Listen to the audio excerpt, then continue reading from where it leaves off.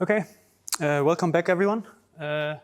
So this is the second talk about isogeny-based cryptography, and I guess some of you at least remember the one on Tuesday. So there's going to be a few things in this talk that build on top of that, both conceptually and also with just some of the tinier details. I will say in advance that the more advanced isogeny-based topics that I'll cover today are technically much more demanding than the relatively basic and accessible things that I discussed last time. So it's quite expected that there will be times when you don't understand all of the technical details of this stuff. But if anything's really unclear to the point where nothing makes any sense, please do ask by all means and interrupt me.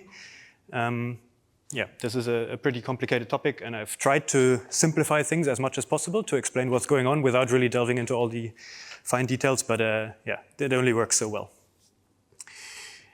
Yeah, so the point here is that the things I explained on Tuesday are pretty much all what has happened in isogeny-based crypto about 5 to 7 years ago. And a lot of progress has happened since, and there's actually been kind of a small revolution in the field, which I'll talk about momentarily. And yeah, this talk is supposed to cover what that revolution is and how that has impacted the field. And spoiler, it's actually very good developments in terms of performance and conceptual understanding of what's going on. So this is the plan for this talk. There will be first a discussion of an attack.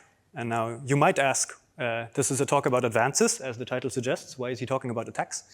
But I'll explain why that's actually a very good thing.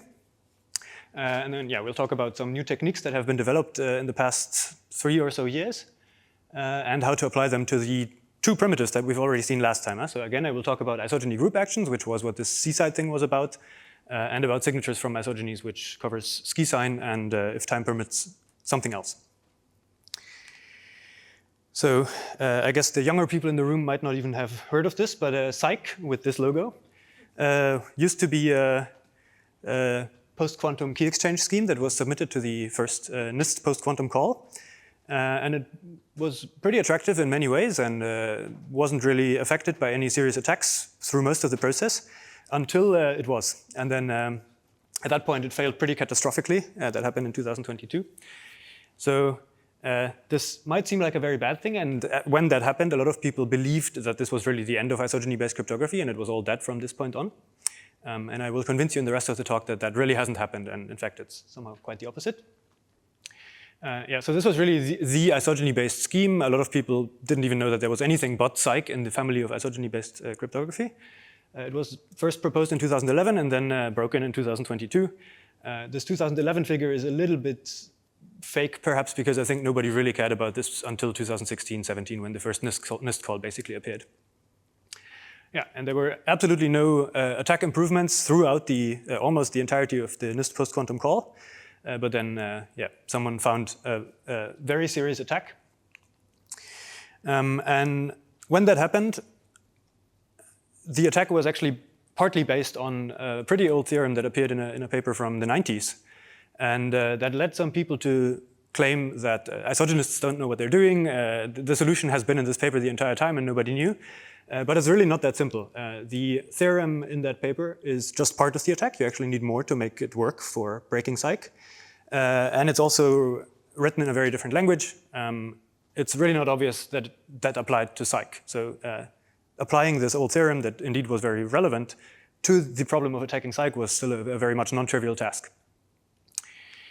Yeah, the attack is not something stupid. It's really like a really new technique that wasn't known before. Has tons of other implications, and it's really a deep mathematical property that was used here. And the basic idea is that COSIC tried to build a key exchange like C-side. I will explain this in a little bit more detail very soon. But in order to make it work in the setting that they were using, you also had to reveal not just the public key curve, but some extra information about how the isogeny acts on a bunch of points. And so this really turns it into kind of some form of polynomial interpolation problem, except that the output is a priori exponential size. So it's kind of non-obvious how to even represent the output to this interpolation problem. And the only way we could do it is by chaining it as a chain of small prime degree isogenies. So in polynomial language, as a composition of many small degree polynomials. And somehow this interpolation problem, while at the same time decomposing it into this compact representation, seemed very difficult, and that's why people believe that this is secure. But it's not. So yeah, this problem for isogenies specifically turns out to be easy in the sense of polynomial time, modulo technical details which are hidden in this small fine print here. So that's the big idea. And what's really nice, and that's why this attack is really part of an advance in the field, is that the techniques that underlie this attack, with some extra massaging, have really been turned into fundamental algorithmic building blocks for making isogeny-based cryptography better and faster. And what's also nice is that it really affects this isogeny interpolation problem, where you get extra information about the secret isogenies, but it does not seem to affect the general isogeny problem of just finding an isogeny between two given curves in any way at all. And this has since been studied, for example, in a paper of Luca De Feo and Boris Forza and myself, where we categorize these different problems and varying amounts of information you can get on top of just having knowledge that there exists an isogeny. So there's some good understanding of how far this attack gets us, or gets the attacker, and it seems like isogenies in general are just fine. So in that sense, this is really, the developments of the past 3 or so years is essentially the best thing that has ever happened in the field since I'm active in that area. It's really a revolution in techniques that we can use. Okay, so to explain the attack, and this is not pointless because it basically motivates some of the techniques that will be used later. I will recap briefly how this isogeny-based key exchange framework is supposed to work. And this is exactly the same picture that I showed on Tuesday for introducing Seaside. So we're trying to make an isogeny-based key exchange where the public keys are essentially curves EA and EB that belong to Alice and Bob. They are exchanged over the insecure channel. And the secrets are these isogenies that take us from some commonly known starting curve E to these public key curves. And then Alice and Bob jointly are trying to build this commutative square where they both end up on the same curve at the end, which is this shared secret EAB or EBA. And now the problem was, how can we make this really a square diagram where they both end up on the same curve? And in Seaside, that was solved by using very specific types of isogenies here, which sort of magically automatically commute based on their mathematical properties. And COSIC, which in that specific form, it actually came before Seaside, but the predecessor of Seaside is older, so it's kind of an interweaved history. COSIC had a different solution for this, which is to not use any special isogenies at all. They just sample from the set of all isogenies of a given degree. But then to make the key exchange work, they additionally exploited the fact that every isogeny is a group homomorphism, and that allows you to basically transport kernels that are secrets through isogenies without really knowing what the isogeny is exactly. So more concretely, we're trying to exploit that the isogeny is a group homomorphism. And now what's happening is that Bob is generating his public key, and Alice is trying to find the image of her own kernel subgroup, which determines her vertical isogeny going, horizontal isogeny going here. So this has a kernel that lives on here. And if Alice can push forward this kernel from here to there, then the problem is solved and she can find a parallel isogeny. And the reason is that the kernel of the composition will be just the join of the two subgroups on the starting curve, which implies that the square will commute in the end if both parties perform this successfully. Okay, so the problem is for Alice to take her own secret subgroup here and push it through the secret isogeny that belongs to Bob without really knowing that because it's a secret.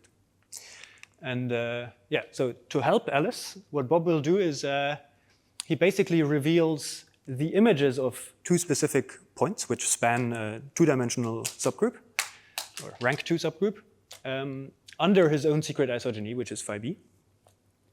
And Alice will, in general, choose her kernel subgroup that she uses for her own secret isogeny as some specific linear combination of these 2 points with integer coefficients or something. So it's a linear combination of these 2 points to span a specific rank 1 subgroup in this rank 2 group. So that's a lot of data. That's why it's supposedly secret. And then the key is that this phi b is a group homomorphism. So in order to find the image of her own secret under Bob's isogeny, she can just use the known images of 2 points and take the same combination of these 2 points to form the image of her group over here. Yeah, so this is essentially what I just said. Alice picks the subgroup as the span of some linear combination. This is not fully general here, but it covers almost all of the cases.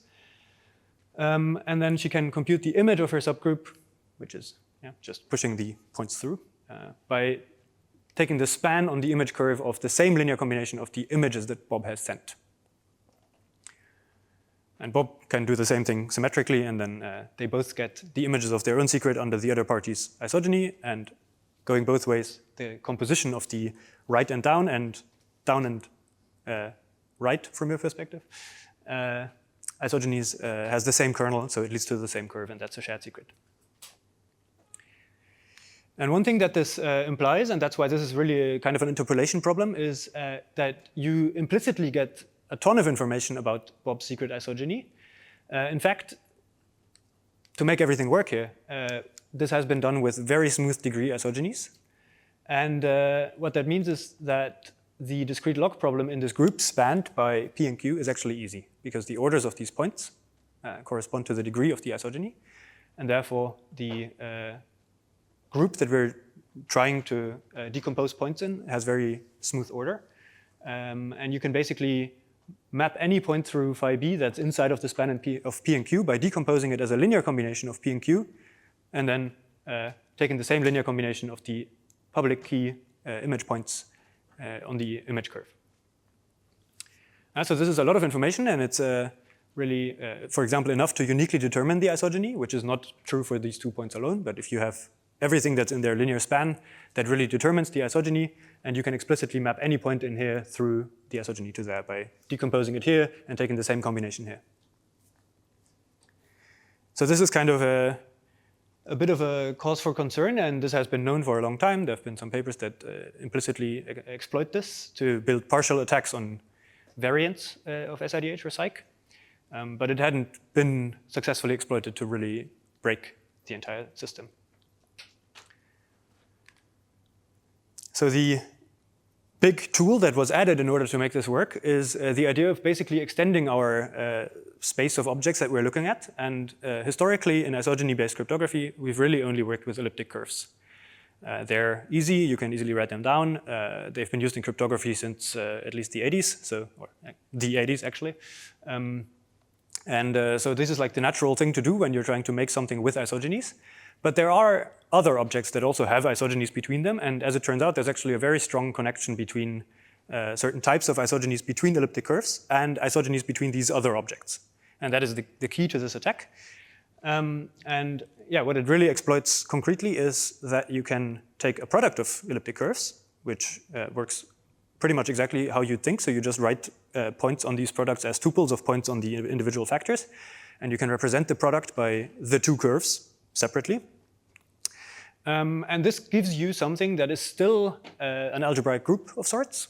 So it behaves a lot like an elliptic curve in many ways. There's points on there. You can add those points using the addition formulas on the elliptic curve, and so on and so forth. So this really behaves exactly like an elliptic curve in a lot of ways. There's also a lot of technical complications that I'll completely sweep under the rug.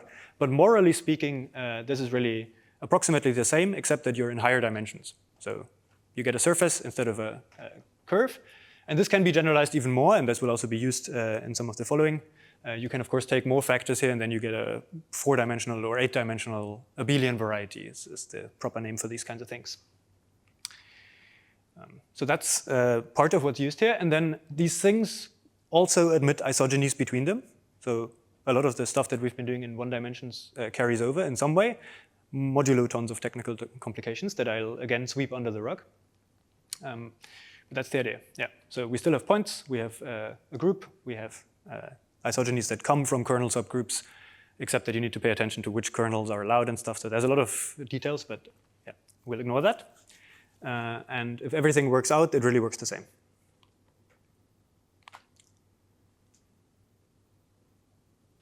Okay, so the theorem that no one seemed to know about until the SIDH attack is due to Ernst Kani from 1997.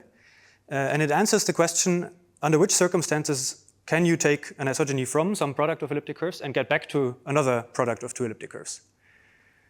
This is a special case because there's lots of abelian surfaces that appear as isogeny codomains here that aren't products of elliptic curves. They are a different kind of object that's somehow indecomposable in some sense. And so the products inside of this set of things that we can reach with isogenies are actually rare. There's not too many of them. And Panny answered this question from a very abstract mathematical perspective. I don't think he cared about algorithms or anything. Yeah, and it distinguishes these two cases where we have the generic case, that is the codomain of your isogeny that you take from your product is the Jacobian of a genus 2 curve, which is like the generic indecomposable thing. And the what I call the Panny case, where the codomain is another product of two elliptic curves. And there's a specific criterion that says if your kernel looks like this, you get this case, and otherwise it's this generic case.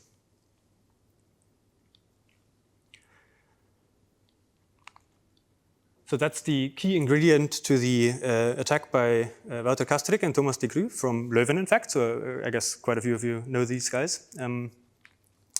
Yeah, so the key point is that this criterion that tells you when an isogeny splits again into a product of elliptic, or the codomain splits into a product of elliptic curves.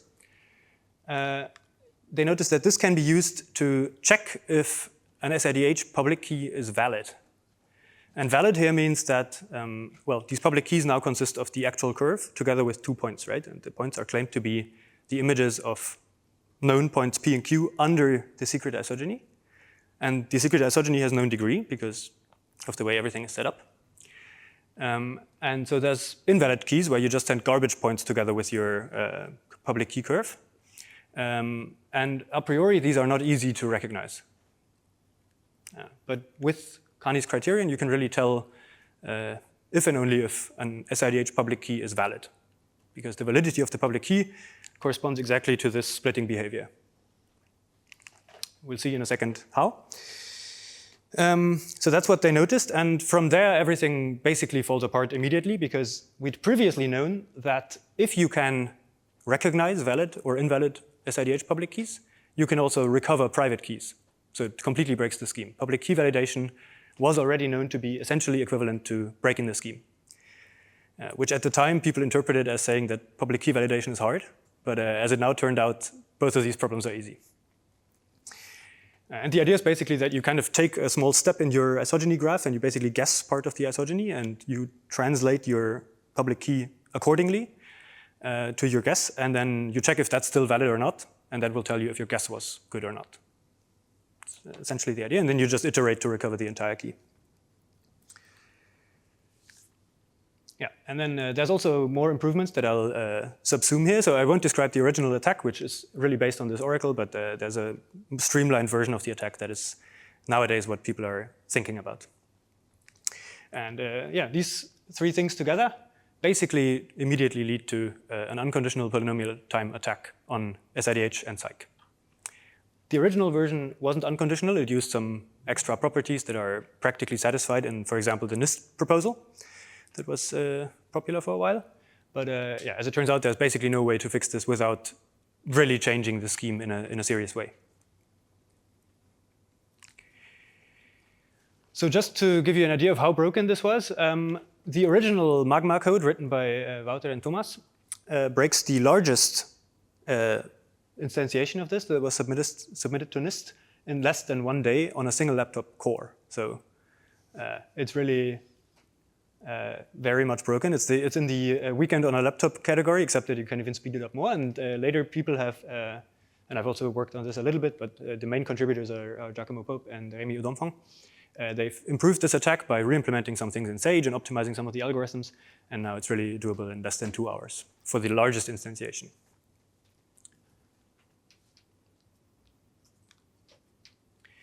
Yeah, and again, to reiterate, the attack really crucially depends on knowing these two images of known points. You can't do this if you just have the isogeny problem. Yeah, so isogenies are still fine, but this really broke Psych. So that's basically what happened, and now I'll talk briefly about what that has enabled us to do instead, because, well, the attack, of course, removes things from our field, but we've got something back in return, and that are exactly these new techniques from computing higher dimensional isogenies. So this has led me to say this sentence at some point: one man's attack is another man's treasure. I guess you have to read this with a slightly Italian accent to make it work. And it was described first in this paper by Damien Roubert, who has been working on abelian varieties and higher dimensional isogenies for a very long time. But for most of history, nobody cared, except for him and his contributors. But now he suddenly found cryptographic problems to apply these techniques to, and since then he's been a very active and extremely useful contributor to our field. So he wrote a lot of text here, and I'll summarize this in easier words soon. But what he's saying here, and this is really the key idea, is that we've always known how to combine different isogenies in such a way that the degree is multiplicative. You just compose them, just like when you compose polynomials, the degree multiplies. But the problem of combining isogenies additively and sort of getting something where the degree adds nicely is much trickier. It really depends on the isogenies, and that was one of the things we would have liked to do to break SIDH, but no one knew how to do it. And he noticed that these higher dimensional isogenies are exactly the tool that we need to combine isogenies between elliptic curves, for example, in such a way that the degrees behave in some sense additively. And that allows us to do a lot of different things, as we shall see. So this embedding lemma is, it really takes place pretty much exactly in the setting that SIDH was using, which is kind of remarkable. So the very thing that made SIDH work is also really exactly the setting in which we can apply these new techniques. Kind of a sad coincidence for SIDH, but good for us in hindsight. So the situation we have is a commutative diagram of isogenies, which is exactly like the key exchange square in SIDH. And we do need that the degrees are coprime, which is satisfied in SIDH. This can be slightly relaxed, but doesn't matter here. And then the interesting thing is that we introduce a new degree that depends on the degrees of the two isogenies in the horizontal or vertical direction, which is the sum of the two. And then it turns out, and this is really one of the key theorems in our field now, or slightly more general versions of this, that you can write down an isogeny between products of elliptic curves. So this happens in this abelian surface setting, where the isogeny can be described as a 2x2 matrix where the entries are one-dimensional isogenies between two elliptic curves each. And then this notation is very common now. It basically means it's this mapping. And this is a nice isogeny in the sense that we need for our applications. And what's also nice is, again, that we can explicitly write down the kernel of this map. It's given by essentially evaluations of the isogenies that are embedded into this bigger matrix on certain points. And the points now have order n instead of a or b as previously. The kernel points of these isogenies are in the a or b torsion. And now here they are of order n.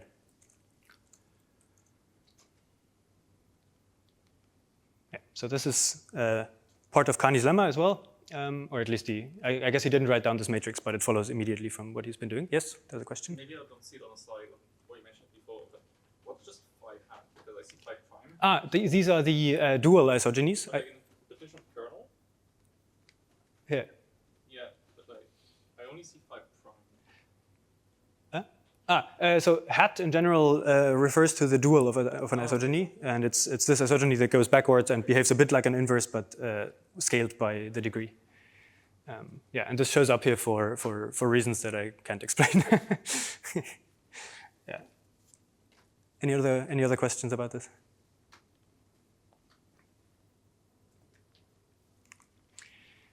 Okay, so what this allows us to do, besides breaking SIDH, is to introduce a really nice and, at the time, new representation of isogenies between elliptic curves. So I've mentioned in the first talk on Tuesday that we usually write down long chains of small degree isogenies because that's what's efficient. And then there's a trick to make this slightly more efficient. But they need to be smooth, and we didn't really have any way, in fact, except for very special cases, of compactly writing down large prime degree isogenies. Just seems hard. The thing is exponentially large in the size of the degree. So that was a bit of a bummer. But with this new representation, we can do that. And the reason is that we basically don't have to explicitly write down the prime degree isogeny at all. We can instead embed it into such a thing and then write down this thing. And that's somehow way easier for nicely chosen parameters, that is. So that's the idea. We take this thing from the theorem just now, and we take our isogeny that we would like to represent. We have a priori some idea of what that is and some way of computing this representation. And we embed it into a 2x2 matrix like that, where we just have to find a suitable psi, and then phi prime and psi prime actually follow from the choice of phi and psi. And that allows us to also, for instance, evaluate the isogeny phi. Because we can just plug in pairs of points in here, and then the first component of the output will be the image of the point on the first component on the input under phi, just by the definition of what this matrix means. One issue that shows up here, and that's a big source of additional complications, is that we need to find a suitable so-called auxiliary isogeny psi. This was also a problem for the SIDH attack, which was resolved in some way. But it's not always easy or even technically possible for certain combinations of degrees to find such an isogeny. Sometimes this just doesn't exist. So to get full generality, this is fixable, but we have to go beyond dimension 2 to make that happen. So the matrices get bigger, the possibility to imagine what these objects look like get much more minor. And but mathematically this all works out. And one of the key ideas here is that if you take a product of the same elliptic curve with itself 4 times, you can have endomorphisms of any degree on this product. And the idea here is really that it's a sum of 4 squares situation, where the famous sum of 4 squares theorem says every positive integer is a sum of 4 integer squares. And so if you need an endomorphism of a given degree, you basically decompose that integer as a sum of 4 squares, and then there's a way to write down a matrix with integers in it that defines an endomorphism of this product. So these integers become scalar multiplications, and that gives us an endomorphism. And that can be used to essentially create this endomorphism psi using instead endomorphisms in dimension 4. So that's what the matrix would look like, for instance, in dimension 8 in that case. We have here in orange our integers that come from the solution of the 4 squares theorem. And then we just diagonally embed phi and its dual in the other components of this map. And now n can be chosen pretty much arbitrarily as long as it's large enough, because by rearranging this equation, we get n minus the degree of phi, which is presumably a constant that we fixed before. And then we just get the 4 squares expression here, which we solve for, assuming that this difference here is positive or non-negative. Let's say positive. So that works very generally, but it's a bit of a mess because it's high dimensions and that makes things complicated. Just as before, if you have information on the restriction of phi to this n torsion now, where n is this number that we can choose, so that's something we can do in SIDH, for example. We just choose this to be the order of our points p and q. Then you can write down the kernel and you can compute this isogeny. Technical complication is that isogeny formulas for things that I haven't explained in high dimension are a bit hard to come by. It's fundamentally known how to do all of these things. This is, for example, in Damien Robert's papers and PhD thesis and all that. But implementations have been kind of scarce so far. And it's ongoing work to make all of these things practical and efficient, but fundamentally we know that this can be done. It's just a matter of making it nice practically. So what will happen in the rest of the talk is that I will talk a lot about the ideas in dimension 2 because it's easier to write down and explain. And then there's always going to be this one bullet point that says, actually, we do all of this in dimension 4 or 8 to make it actually work. But this idea basically resolves all of these issues. So explaining the ideas in dimension 2 is usually good enough.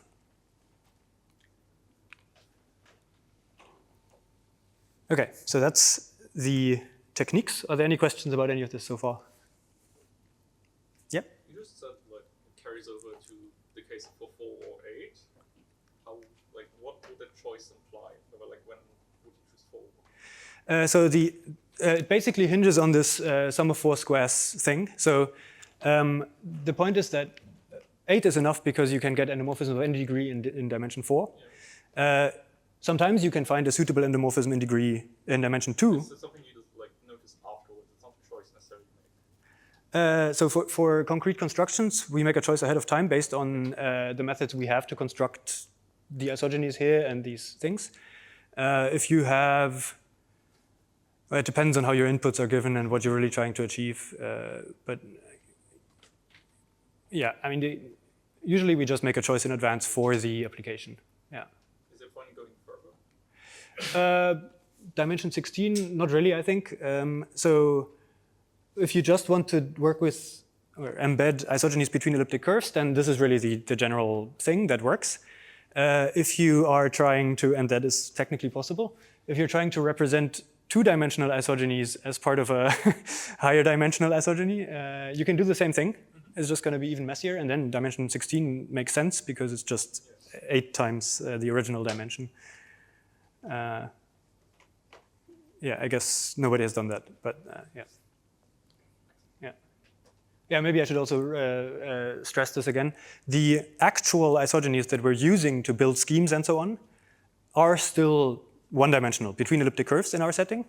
Nobody has really seriously suggested to use higher dimensional isogenies as the building blocks. We just use these HD isogenies as algorithmic tools, essentially, to work more efficiently with the isogenies between elliptic curves.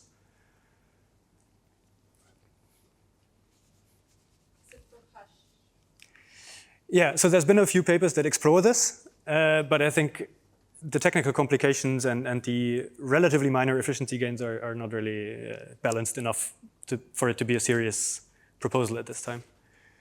Yeah. But yeah, one fun fact is that the SIDH attack actually was discovered because they were working on something else that involved using higher dimensional isogenies constructively. And then the case where the isogeny splits was somehow annoying. It's like a special case that you have to handle. And they were trying to find out when that happens and if they can exclude it. And while doing that, they also noticed, not only can we exclude it, but in fact, this can also break SIDH. Yeah, and that's how they found Kani's paper, essentially. Okay, so now what can we do with all this? And this will be pretty high level now because the technical complications are even worse than on Tuesday. First, I would, in order to motivate the point of what's to come, I would like to recap a little bit how Seaside works and what one of its shortcomings is. So in Seaside, we a priori make these choices of small primes Li that make up our big prime P. And then for these Li's, we can efficiently walk on this isogeny graph and go in both directions. But it remains kind of restricted to these small Li's. Part of the reason is because we simply don't know or didn't know how to compute large prime degree isogenies efficiently. So you basically restrict it to small primes to begin with. And this is good enough to build a key exchange, as I showed with this animation, where you just walk around on this big regular graph structure. But to make really an unrestricted effective group action, where you can work in the group arbitrarily and then apply the action to elements of the set of elliptic curves that you're acting on, this doesn't suffice. And I'll explain shortly why exactly. There's basically 2 different ways of approaching this, and both don't work naively. And to explain that, you need to recall this class group, which was the algebraic object that I described for characterizing exactly when you get different isogeny paths to the same curve. Yeah, so these are basically the walks that lead to the same curve, or let's say the walk that just takes us back to the original starting node, corresponds to something that is quotiented out in this class group. And there are ideals and so on. So this, yeah, I'll try to explain this all in the language that I used on Tuesday, but it doesn't always work. So if I say stuff that doesn't make sense, please definitely ask. Yeah, and now the idea to turn this into a truly effective group action, there's 2 main ways of approaching this. The first one is what's done in Seaside. We basically write down these group elements really just as instructions on how to walk on this graph. So there's tuples of numbers, and the numbers tell us how many times to go left and right on each individual Li subgraph, which are these colored subgraphs. But now the issue is that in this setting, you can't really add vectors like that arbitrarily many times in your group, or polynomially many times even, and then apply the action, because every time you add vectors, the sizes grow, so the one norm of this vector increases, and the effort of walking around in this graph is basically proportional to the one norm of this vector. So after composing k of these vectors, meaning adding them, the effort becomes exponential in the number of times you've added things. So this doesn't really work. Another approach is to really work with this class group, and I haven't really introduced even how that works, but just in case people know some algebraic number theory, we can write this as a notion of a reduced ideal, which is basically a representation of these classes that remains bounded in size, even if you compose them many times. And the size is basically what impacts the cost of evaluating the associated isogeny. And now the issue is just that we have little control. When working with this representation, we have very little control over what this norm of the ideal, which becomes the degree of the isogeny, looks like. So on average, it's just a big random number. It has large factors. And therefore, applying the action, meaning evaluating the associated isogeny, becomes expensive. There's large prime factors in there, so that's annoying.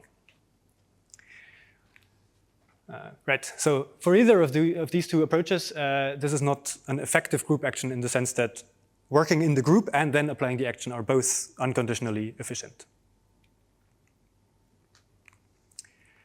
Yeah, and as I kind of hinted already on Tuesday, there is a way to work around this, and this looks very ugly, but in a nutshell, the idea is just to exploit the fact that we can practically, although not efficiently, compute the set of relations in this group, meaning vectors that act trivially, and then we can basically reduce very large exponent vectors into equivalent small ones by solving a CVP-style lattice problem. And yeah, this is a combination of all these steps, and then you basically apply the action of this reduced smaller vector that's equivalent to the original thing. This partially resolves the issue. In fact, this was done in 2019 by the Seafish paper, and they've done that for a 512-bit P, which is claimed to be insecure by some papers. Others don't know. It's complicated. So can you scale this? That's one of the questions. And sadly, the answer is, for this particular approach, not really. Fundamentally, no. And the problem is that there is this lattice CVP step, where in order to get a short representative of our secret key, we have to solve some kind of CVP problem. So even if you can compute the lattice that you're actually trying to CVP for, the CVP itself eventually is just asymptotically hard. And for these sizes, that didn't matter, so it's practically pretty fast. But as you scale things up, at some point, the lattice cost hits you. Yeah, so there's some trade-offs here, and I've evaluated these trade-offs in a blog post that's on my website, so you can follow this link. And the upshot is that this approach really isn't polynomial time. It's more like something on the complexity of factoring, maybe, if you have a quantum computer. And in general, the cost of doing this in the asymptotic limit really competes with the cost of the quantum attack. So it's a pretty thin line where you could do this while not allowing quantum attackers to break your scheme. Yeah. So this is all just to say that the obvious way of doing it doesn't really work. And luckily, and this is now the part that's kind of new from 2023, using the new techniques, there is a way of making all this work in full generality in polynomial time without any conditions. And it's a really neat technique. I'll again explain this in dimension 2, but it generalizes. So the idea is basically that you find other ideals corresponding to isogeny walks in this graph that satisfy a bunch of conditions. They're supposed to be equivalent to A, meaning that they take us to the same curve.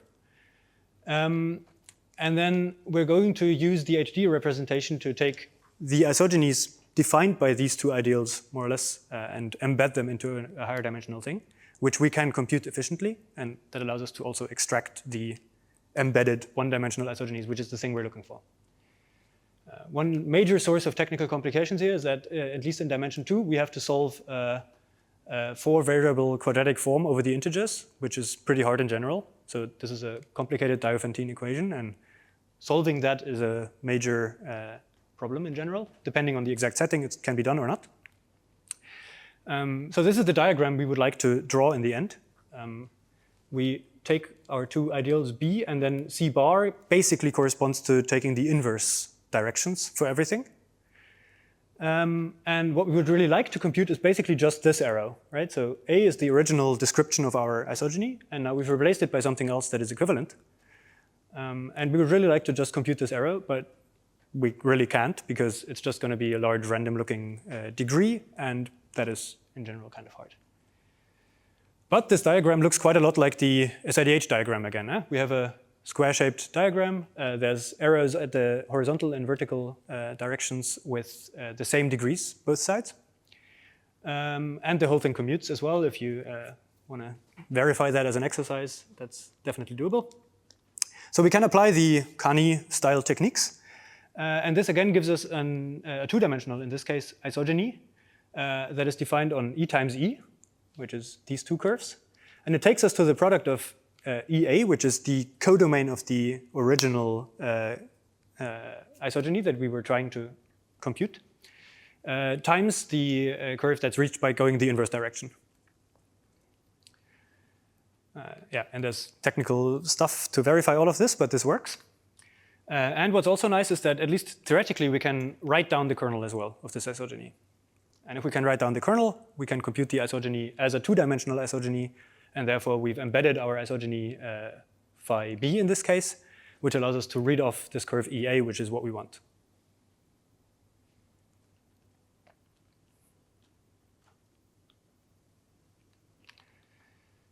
One tiny issue here is that the kernel, when you write down the description that I've used on Tuesday, wait, not on Tuesday, but just now, actually, yeah. A couple minutes ago, it involves these isogenies phi b and phi c bar, which are psi c bar, which are supposedly hard to compute. That's the entire problem that we're trying to bypass. So trying to compute this kernel in this way doesn't really work. It requires you to basically do the thing that you were trying to not do in the beginning. Luckily, there's an alternative description of this kernel, which basically consists of pulling back everything through one of these maps along one of these arrows. And with that, we can actually construct this kernel explicitly without computing the one-dimensional isogenies phi b and phi c. And we replace them by a scalar multiplication and the evaluation of some endomorphism on one of the curves. Yeah, and then as usual, in dimension 2, we don't get the full generality of this. So we instead do it in dimension 8 in full generality.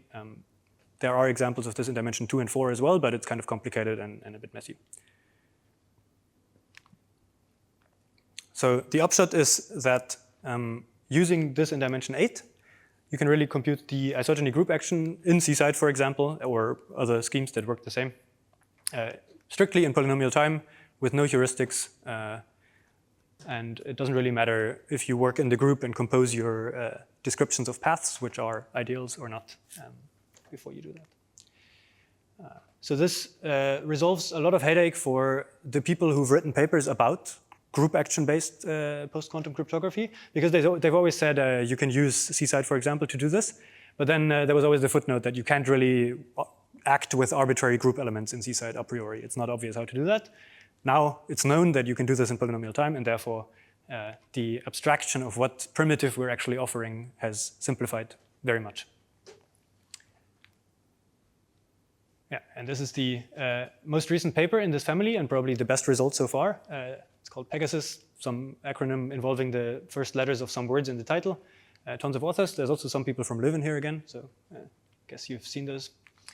And the idea is essentially that contrary to other constructions where you have to change everything to make it work, this really applies to essentially the setting in CSIDE. So there's just Frobenius, you just work with rational points as your kernels, and there's no extra complications, which is something that happens if you make it work in another way. And the practical results are pretty impressive for isogeny standards. So 500 is the original CSIDE parameter set that has debated security. And in a SAGE, right? So general purpose computer algebra system, they can complete key exchanges or like apply the action of a group element, which is what you have to do to make a key exchange work in mere seconds, which doesn't sound too impressive, but this is again in SAGE and it's the first implementation and so on. So what's really important to point out here is that the scaling is pretty nice. So this is something like, what is it, quadratic or so. And so this is really the first time that we can, without major complications and without headaches about asymptotics, just generally scale isogeny group actions up to thousands of bits of discriminant, which is the thing that's relevant for security.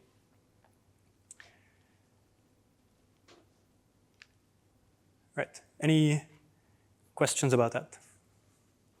Yeah? For the last slide, are you aware of any like optimized implementation, just to see how low it can go? This just came out a couple months ago, or like 2 months ago or something, so not yet, but I'm sure people will be working on this. Yeah. Yeah.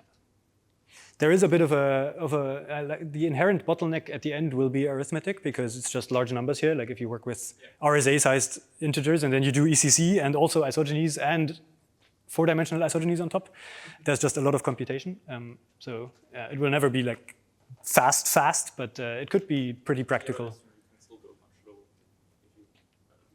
Yeah, I don't have a good guess for how fast it can be, but it definitely will be faster than this. Okay, so for the last part, we can come back to the other topic that I covered on Tuesday, which is signatures. So I was talking about SkiSign, which was this crazy construction where you translate between quaternions and isogenies, and then the quaternion side allows you to do certain things, which is what the signer does to sign, and the verifier checks everything on the curves.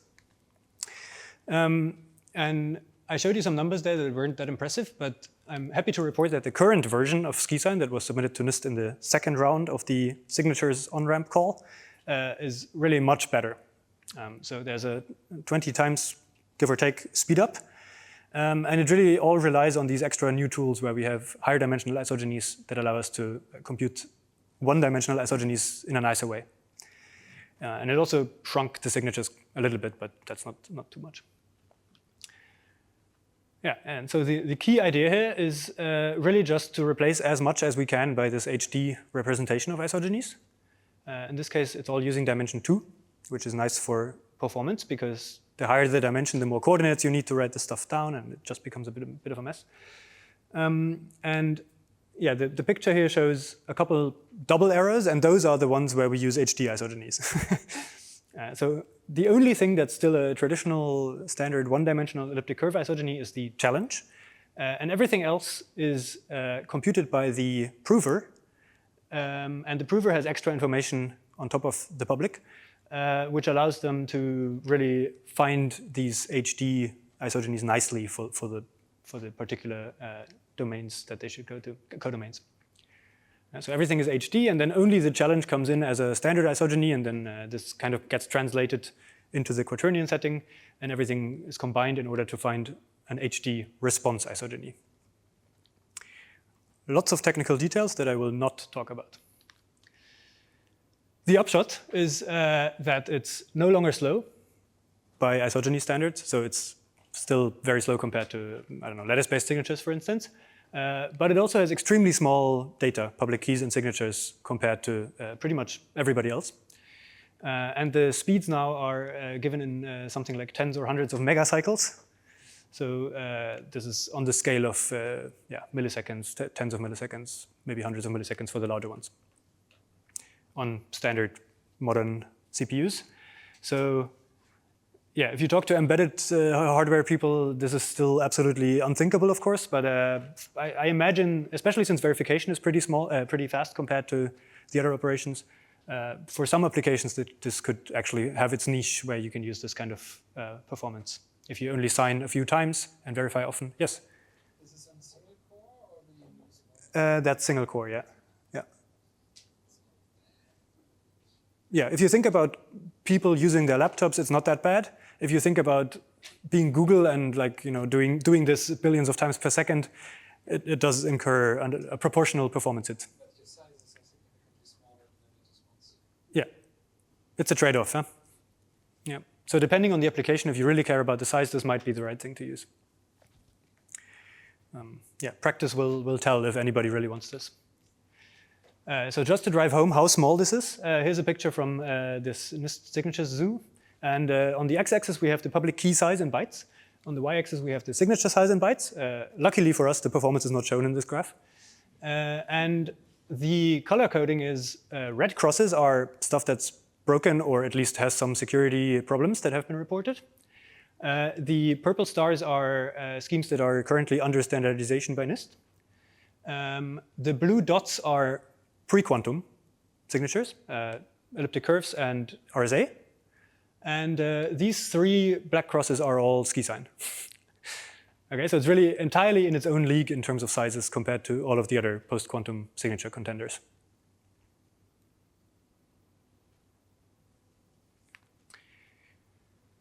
Okay, so what's also nice about the new version is that the security properties have been improved. So soundness is essentially the same as before. Yeah, it just says if you can forge signatures, then you either know the private key or you can solve some hard problem. In this case, this is another version of the same problem, but this time with a bunch of HD stuck in the middle. Doesn't change any of the hardness. For zero knowledge, I said last time that it's a bit messy in the original ski sign because the zero knowledge property depends on the statistical distribution of the output of a certain algorithm that is used to solve Diophantine equations like the one that I've showed. And that is a bit of a source of headache in the original proof. And that has really gone away in the new ski sign version. So there's a lot more strictly uniform sampling among all the things that we would like, and therefore we have much more confidence that these things really are independent of the secret key. One issue that still shows up in the proof, at least in the original version of the proof, and this has since been improved a little bit, but there's still some problems with that, is that the simulator for the zero knowledge property needs to basically produce isogenies that look like those HD isogenies, well, the response, I guess, mostly. And that is something that the signer can only do because they have knowledge of the secret. Yeah, so they are actually statistically more or less independent of the secret, but you can only find these representation if you have the secret. And that's a problem in the proof that hasn't been fully resolved. So this is modeled by having access to certain oracles to just produce random large degree isogenies in HD representation. And yeah, that's a bit of a bummer. And yeah, it seems like nobody knows how to do this, but then, yeah, there's a question. Are your responses really uniform? From a certain set. It's always, but they are, in this case, the degree is fixed, I believe. It's actually been a while since I... You have to get the same distribution as the honest responses, right? Yeah. It can help you if you do uniform and your honest responses are... Yeah, but I think the honest responses should be uniform among the set that this oracle models. So it's I mean, there's infinitely many isogenies, but the ones they were sampling, I believe, this might be, needs checking, but I believe they're uniform amongst those of a certain large prime degree. Yeah. Yeah. So this is, it's modeled explicitly in the proof, so you can check exactly what the assumption is, but the proof itself should be correct, it's just that there's this extra oracle. Right, so no one knows how to do this.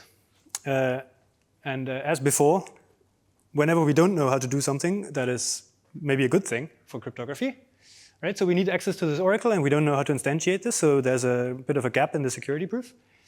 But one man's gap in a security proof is another man's treasure, and this has led a new construction to actually use the instantiation of such an oracle as the hard problem underlying the signature scheme.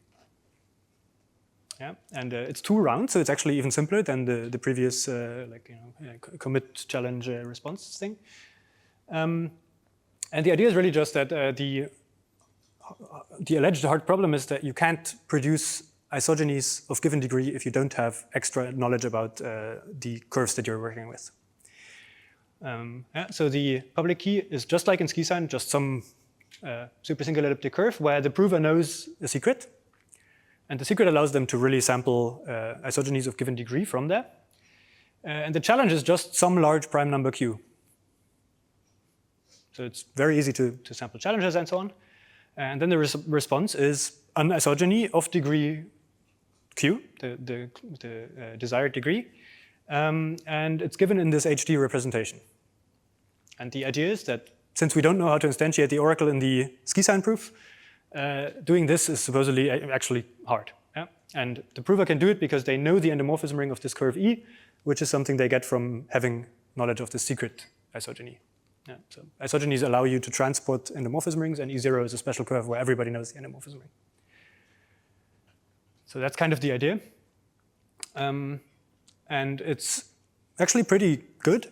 So the comparison shows that the signature size is comparable to ski sign, depending on the variant. I've added a little v1 here because this is the ski sign first NIST submission version, not the new one. And yeah, just to see the comparisons here. So ski sign 2D West is one of the improved HD versions of ski sign. This is actually extremely close to the NIST submission. So the NIST submission is based off of this. And you can see that the performance numbers are actually pretty similar. So this Prism thing has actually faster signing and slightly slower verification. But overall, this is very much comparable, and the sizes are also comparable. So if you believe in this hardness assumption, then maybe that's something to consider as well. And it's conceptually simpler as well. You don't have to explain that much to explain what is even going on in the scheme. Yeah. It also, by the way, leads to this funny situation where since this is kind of the gap in the ski sign proof, if this problem is easy, then you have a good ski sign proof. And if the problem is hard, then you have a good signature scheme based on the hardness of this. So if you just use both, then unconditionally, you basically have a good signature scheme, assuming isogenies are actually hard.